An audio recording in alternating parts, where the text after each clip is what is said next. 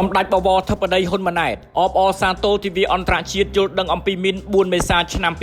2025នឹកបញ្ជាក់ពីការបដិញ្ញាចិត្តក្នុងការសម្រេចបាននៅពិភពលោកមួយដែលគ្មានមីន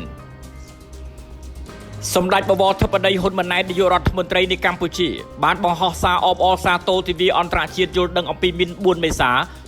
2025សម្ដេចនាយករដ្ឋមន្ត្រីបានលើកឡើងថាទិវាអន្តរជាតិយល់ដឹងអំពីមីនឆ្នាំ2025នេះរៀបចំឡើងក្រោមប្រធានបទការពារជីវិតកសាងសន្តិភាពគោលបំណងរំលឹកអំពីសារៈសំខាន់និងលើកកម្ពស់ការយល់ដឹងអំពីការគំរាមកំហែងដែលបង្កឡើងដោយគ្រាប់មីននិងសំណល់ជាតិផ្ទុះពីសង្គ្រាមមកលើប្រជាពលរដ្ឋស្លូតត្រង់នៅទូទាំងពិភពលោកក្នុងឱកាសដ៏មានអត្ថន័យនេះយើងសូមរំលឹក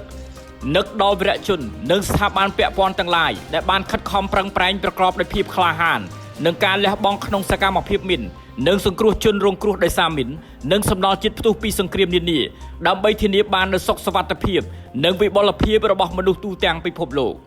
គ្រាប់មីនបានបង្កការគំរាមកំហែងយ៉ាងខ្លាំងដល់ប្រជាជនស្លូតត្រង់និងការរារាំងដល់ការអភិវឌ្ឍសេដ្ឋកិច្ចសង្គមព្រមទាំងបង្កការឈឺចាប់និងការបាត់បង់អាយុជីវិតរាប់មិនអស់ហេតុនេះហើយការបោះសម្អាតមីនមិនត្រឹមតែកាត់បន្ថយនូវគ្រោះថ្នាក់ភ្លាមប៉ុណ្ណោះទេប៉ុន្តែថែមទាំងជាមូលដ្ឋានគ្រឹះដ៏សំខាន់សម្រាប់បម្រើដល់ការអភិវឌ្ឍ